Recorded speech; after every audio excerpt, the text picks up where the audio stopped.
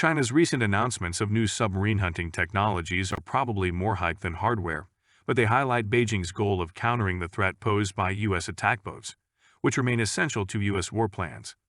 The U.S. submarine force will not be able to rest on its laurels as the world's finest for much longer. Soon it will need new approaches and capabilities to operate, and potentially fight in the bastions that China and Russia consider their home waters. China has been trying to up its anti-submarine warfare game for more than a decade.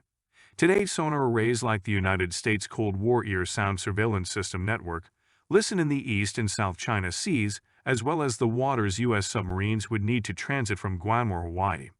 They are complemented by capable low-frequency active sonars on Type 056 Jingdao-class corvette that would obviate the superior sound silencing of U.S. submarines.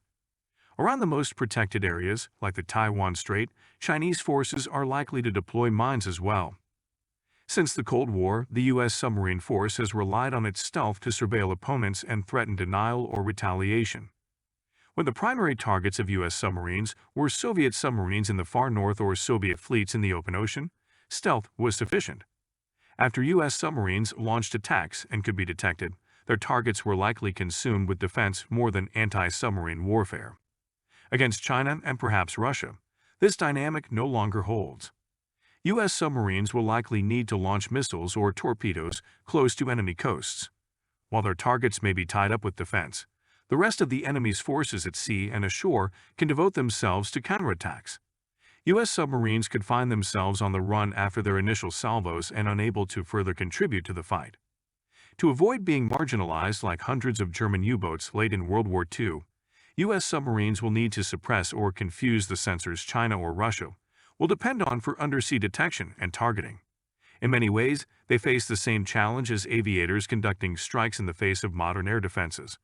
And like their aerial counterparts, U.S. submarine forces will need to employ jamming, decoys, deception, and destruction to break into contested areas undersea. Another challenge submariners will share with aviators is how to suppress or defeat enemy defenses without giving up strike capacity in the process.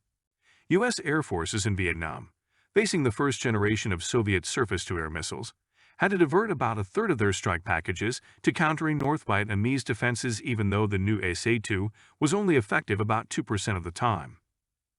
Uncrewed vehicles would be the best choice for deploying the acoustic jammers, radar and sonar decoys, and explosive warheads that will suppress or defeat Chinese or Russian undersea sensors or mines.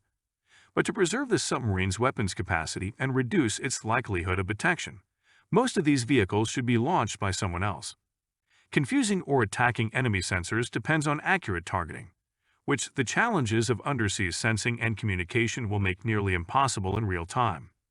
Instead, U.S. undersea forces will need to survey adversary sensors and networks in advance.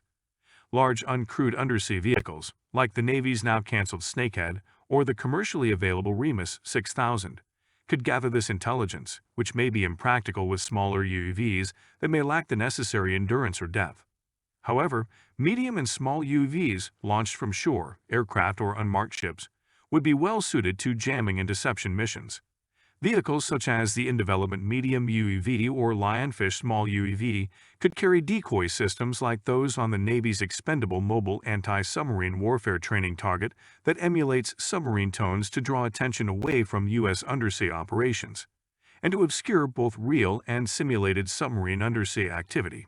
Small or medium UUVs could carry noisemakers like those on existing active torpedo countermeasures.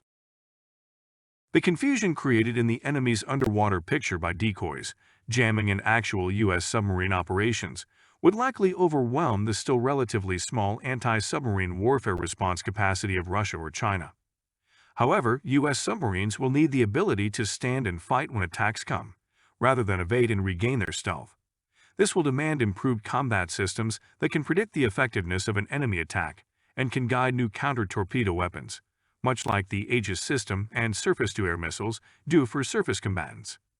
Once U.S. submarines reach the most contested areas where they are needed to launch missile attacks deep into enemy territory or stop ships invading an ally, they will still likely face the threat of undersea mines.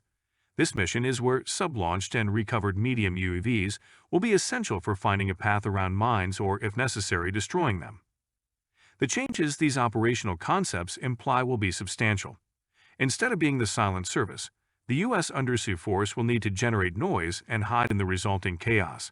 And rather than being alone and unafraid, U.S. submariners will need to rely on a team of crewed and uncrewed platforms on, above, and below the water to reach their targets.